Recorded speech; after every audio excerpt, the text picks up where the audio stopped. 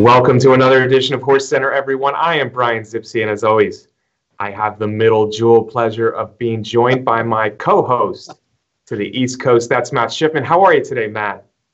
I'm fine, Brian. I don't think I can make a comeback from the middle jewel pleasure. So let's get to the show. A middle jewel. The Kentucky Derby is in the books, Matt. It was won very impressively by Always Dreaming, but now we're talking about the Preakness. We're at Baltimore. We're looking at a field of 10 or 11, depending on if the European Aidan O'Brien trained horse Lancaster Bomber comes over. Matt, why don't we do this? Why don't we really analyze this field? There's only 10 or 11 as opposed to 20 in the Derby, so we can go horse by horse. And I think we need to start with none other than the Kentucky Derby winner, Matt. You like Always Dreaming. I do, Brian. I like Always Dreaming. I think at this point, when we're at the Preakness, for me, it boils down to who's the best horse. And in my opinion, that's Always Dreaming. Traditionally, as folks may know, the Kentucky Derby horses have a big edge over the new shooters in the Preakness, and I think Always Dreaming leads that group of Kentucky Derby horses that are coming back in the Preakness. I think Always Dreaming is a horse that can still be getting better. I know that Pletcher doesn't run his horses back in 2 weeks very often, but he seems to be busting out of his skin again, just like he was the week before the Derby.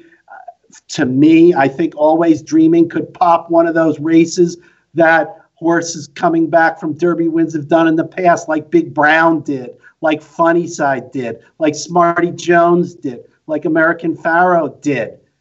I think this is one very talented horse. And Brian, I'm sure we're going to talk more about the pace of the race. There isn't that much in there to be contesting him on the front end. He had everything his way in the Derby. This is 11 horses. I don't see why he's not going to have everything his way again. Matt, that certainly could happen. Of course, you're not going to get good odds to see it happen. This time, I think we're going to see closer to even money, maybe 6 to 5-ish on the Derby winner, Always Dreaming.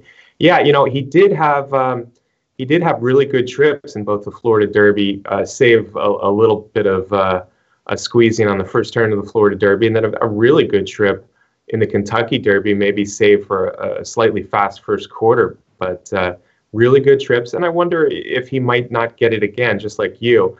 On the other hand, without a lot of speed here, I think it does become a little bit more of a tactical race. I'm not sure if they're going to run 110, 111, 112, but there are only two true speed horses in the race, and that's the Derby winner, and that is Conquest Mo Money as well. I like Conquest Mo Money quite a bit in here, Matt. I think he's been underrated. I liked him in the Arkansas Derby, ran a very good race there. I don't see any reason why he doesn't run a good race here. And my inkling is to think that maybe Always Dreaming, with a confident Johnny V aboard, sits in second and waits to go after Conquest Mo Money. Conquest Mo Money could prove very tough if that happens. And then I think Classic Empire, we're talking specifically about the pace now, is going to be much more forwardly placed in this race than he was in the Derby. And part of that Derby, of course, was his rough trip. Always Dreaming, certainly the horse to beat. I'm not sure he's the best horse in this race yet. That may sound strange, but I think Classic Empire deserves a shot to prove that he is best after what was really a very good Kentucky Derby. Just a rough trip pretty much all the way around for Classic Empire. So I'm willing to give Classic Empire that benefit of the doubt that he might still be best.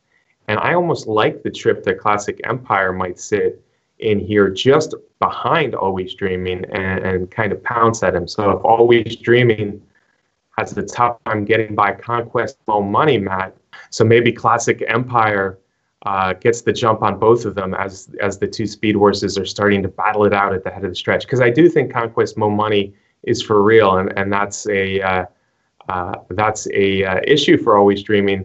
I don't think he puts away Conquest Mo Money nearly as easily as he has put away horses in the Florida Derby and the Kentucky Derby, and I guess that would be the same horse, State of Honor.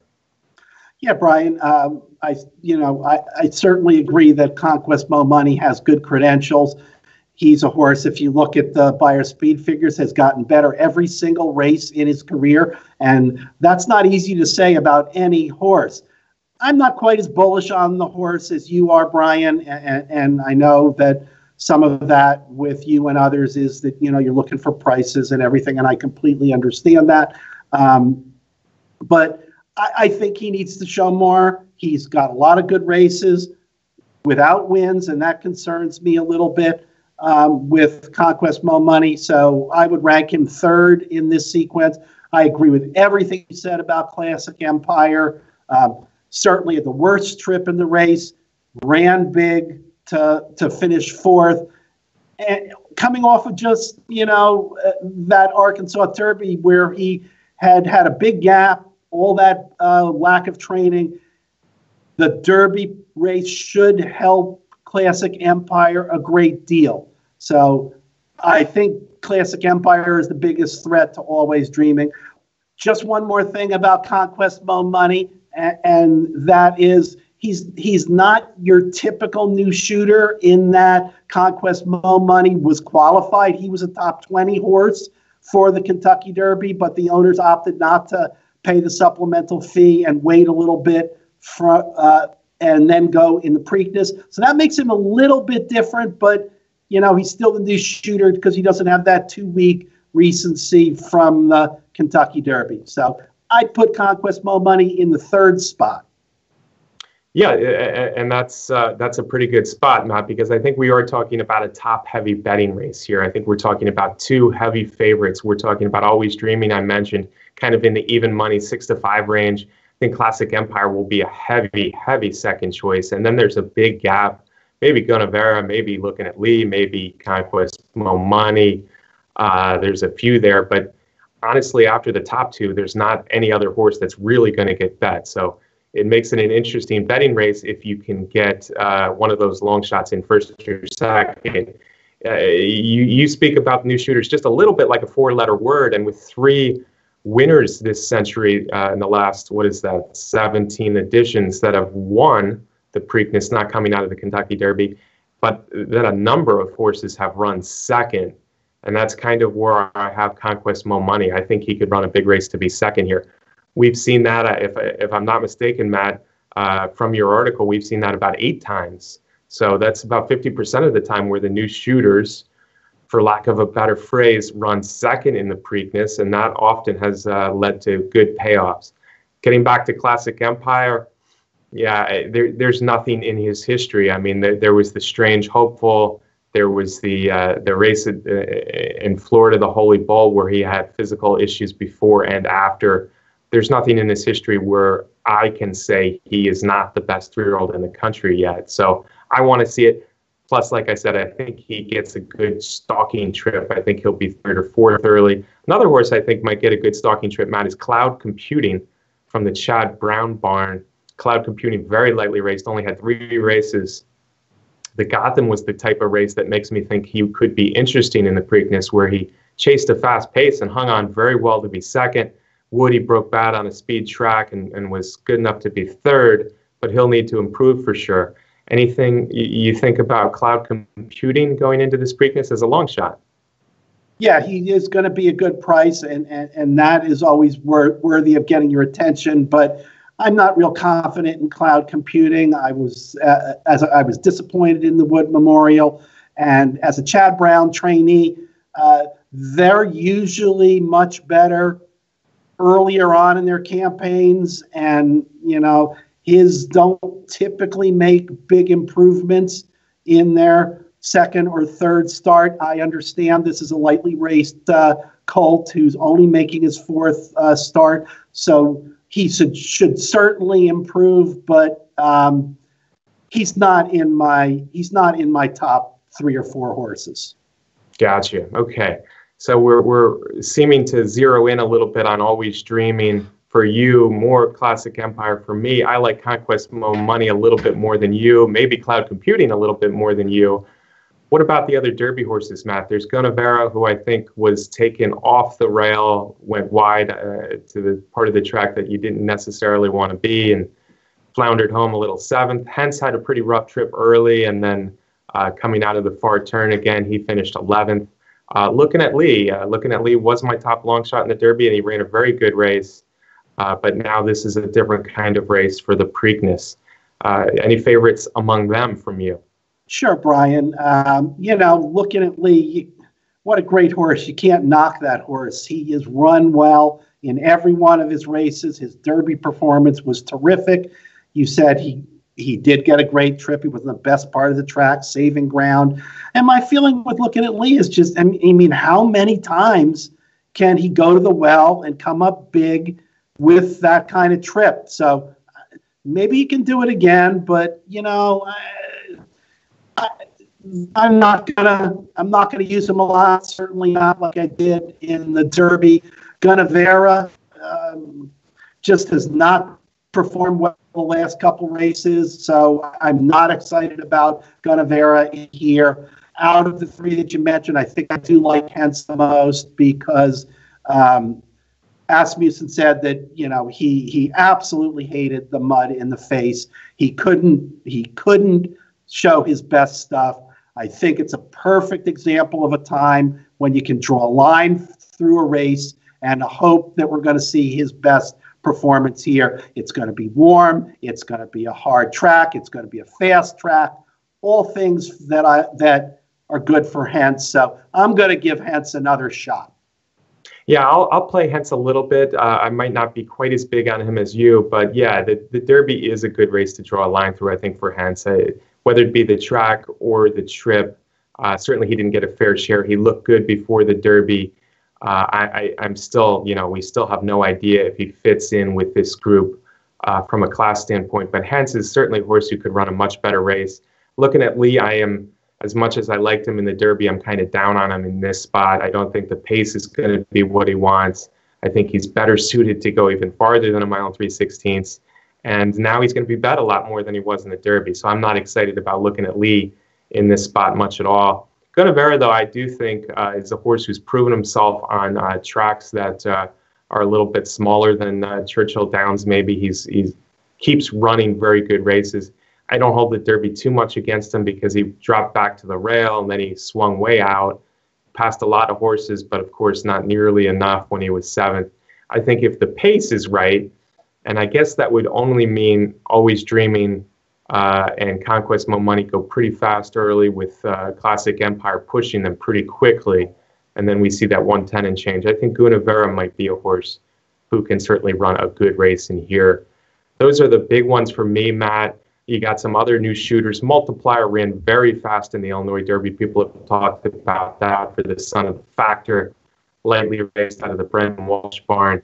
But it is such a big step up from the Illinois Derby to the Preakness. Just not something I see many horses being able to do, and I'm not sure if Multiplier is going to be one of them. Yeah, I agree with that, and we can probably say the same thing, Brian, for Senior Investment from the Kenny McPeak barn, who made a nice run to win the Lexington shortly before the Derby, but again, a tremendous step up in class. And we can certainly say that even more so for Doug O'Neill's entry, Term of Art, who was last seen running 7th in the Santa Anita Derby. I got no interest in that horse either. And Brian, then as you brought up, there's Lancaster Bomber, who may be coming from across the pond for Aidan O'Brien. Yeah, and that's a bit of a secret still. I will say this about Multiplier. I think Multiplier, unlike Senior Investment, is a horse who, with only 4 lifetime races, might still really be getting good. Senior Investment has had a lot of chances, and he's kind of been an in-and-outer for me. I didn't think it was a strong addition of the Lexington, so I do like Multiplier better than Senior Investment. Senior Investment is a nice-looking horse who's seeming to look better than ever of late, if that means anything, but I just don't like the chances that he's had and what he's done with those chances. Term of Art, I'm with you, Matt. He shows me no interest in running against this class of horse. It seems like Doug O'Neill and Radham really want to be in these races, whether they have a real good contender or not, and who can blame them with the wins they have racked up in the last 5 or 6 years. Lancaster Bomber is a horse. He's a bit of an X factor for me. We still don't know if he's coming. It's kind of a mystery Pimlico's keeping it quiet, and O'Brien sounds like they were planning on coming, but we just don't hear much.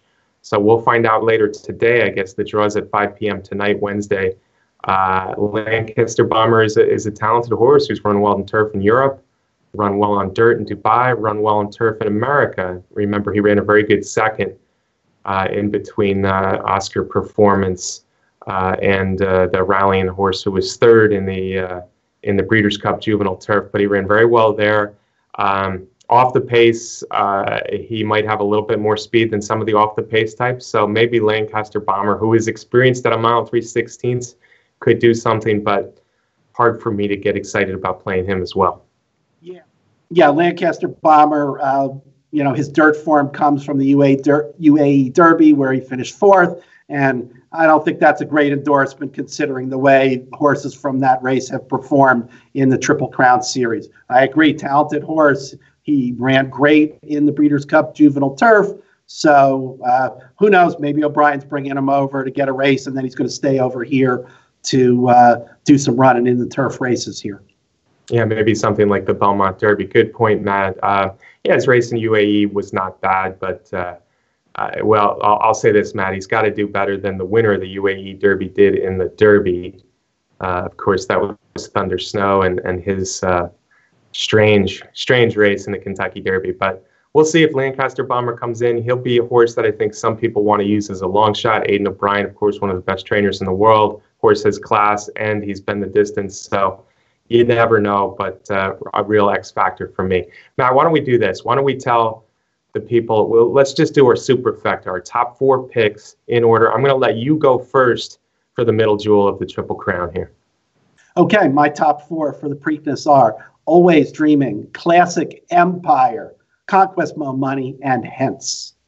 All right, Matt was a little chalky on top, but then he threw in a few with odds in third and fourth. Mr. Middle Jewel, Matt Schiffman. I'm gonna shake things up a little bit. I'm gonna put the Derby winner down my list just a little bit. Call me stubborn if you will. I didn't have him in the Derby, and I'm gonna try to beat him again here at the odds. So my top pick is a horse I think still could be the best 3-year-old in the country. Classic Empire, making basically his 3rd race back after a layoff. I think he'll be at his best. So I'm gonna go Classic Empire on top. I'm gonna put the long shot Conquest Mo Money to just stubbornly repel Always Dreaming at the 3/16 pole and hold on for second. Always Dreaming, much respect, but I'm having him down at 3rd as the heavy favorite. And then I'll have Gunnevera just get up late for 4th over horses like Cloud Computing and Hence. That's our Preakness top picks. Matt, this is not just Preakness weekend. I remember when Preakness weekend, there were years when there were not a lot of good horses running this weekend. Of late, it's really turned around, and we're going to see some good horses, I guess, starting Friday with Shaman Ghost, maybe one of the best dirt horses in the country, running in the Pimlico Special. Yeah, the Pimlico Special is race 7 on Friday, and which is a cool spot to have Shaman Ghost because it kicks off an all stakes pick 5. And in the following race, there's an all-stakes pick 4, but Shaman Ghost in the Pimlico Special. It's kind of, Brian, one of those races where Shaman Ghost and round up the usual suspects in the race with him. I think if Shaman Ghost is at the top of his game, he's going to be very hard to beat in the Pimlico Special. There'll probably be a lot of people starting off that pick 5 heavily on Shaman Ghost.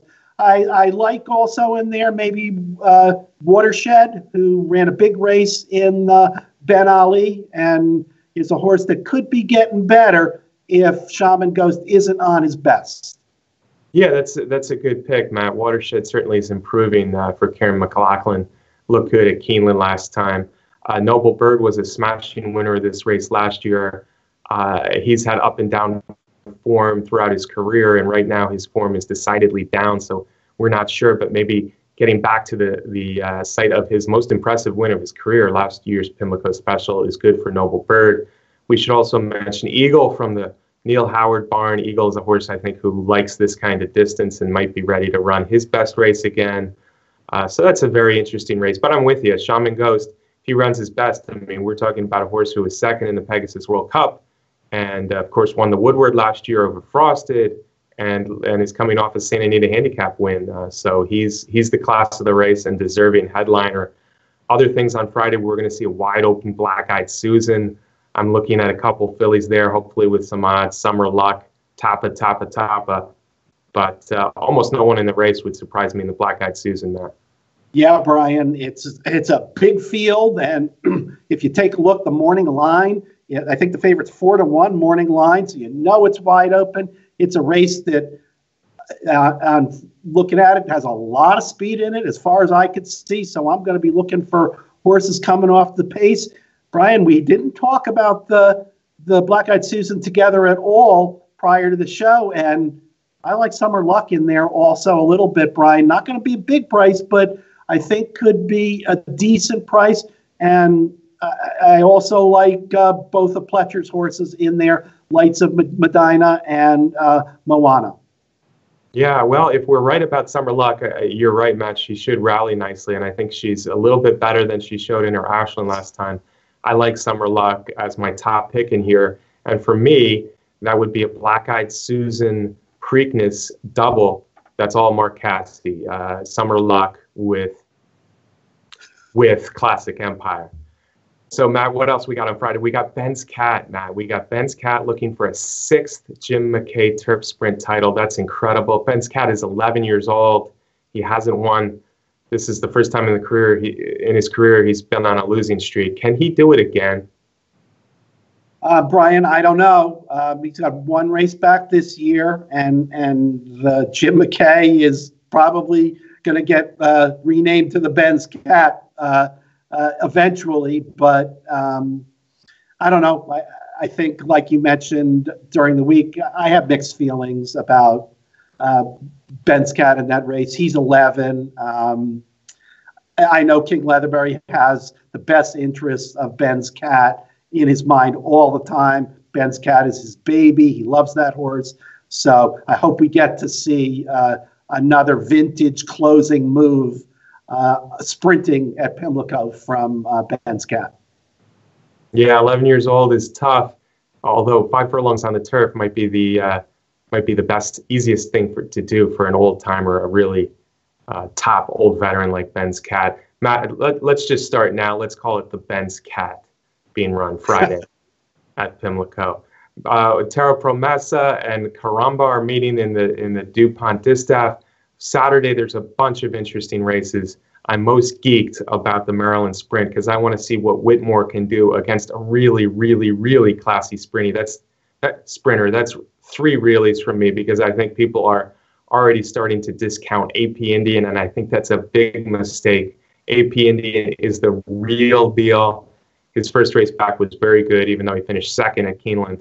So AP Indian and Whitmore is a true clash of titans in the Maryland Sprint, and I have a feeling Holy Boss is going to run a good race in there as well. Yeah, Brian, and that's well worth re-emphasizing. AP Indy ran a very, very nice race in his first race back this year, and to finish second behind Awesome Slew, who ran a huge race in there. And it is a gut check race for Whitmore. He's been terrific since he's been sprinting, but you're facing AP Indy, who last year was the best or one of the best sprinters in the country. So this is a real test. We'll find out if Whitmore is really the top of the division, the sprinting division, along with Mind Your Biscuits. Yeah, Whitmore, I think, is the real deal, Matt. We've always liked his talent since he won his debut at Churchill a few years ago sprinting. But AP Indian is no joke, and it should be an excellent race.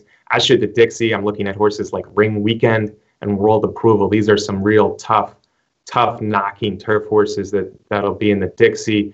On Leave, a really, really talented turf filly for Shug McGahee is coming back also in the Gallarette.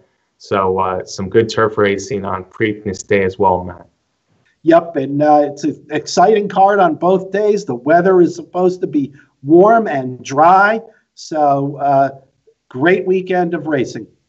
Yeah, they're talking about just a dash of rain possibly Friday evening, but Preakness Day looks like it's going to be beautiful, so we should have a fast, firm track and turf course on Friday and Saturday, which is great news. Matt, I'm hoping that you get at least one pick 5 Friday or Saturday, but maybe 2. Yeah, Brian, and I think especially this weekend and especially on Preakness Day, I'm going to be looking at those kind of horizontal wagers.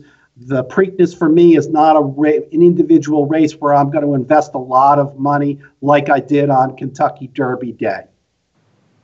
Yeah, Matt, I'm with you. I'm going to go pick 5 myself, especially. It's been a bet that's been good to me at Preakness weekend the last few years. So I'm looking forward to those stakes after stakes where you can line them up with the old pick 5. Matt, we have to thank our sponsor, the best contest site out there, Derby Wars. And of course, all the fans, we invite you to subscribe to the Horse Racing Nation YouTube channel. Visit Horse Racing Nation all you can. And as always, Matt and I truly, greatly appreciate all your viewership and all your kind words, both on the internet and in person at the racetrack.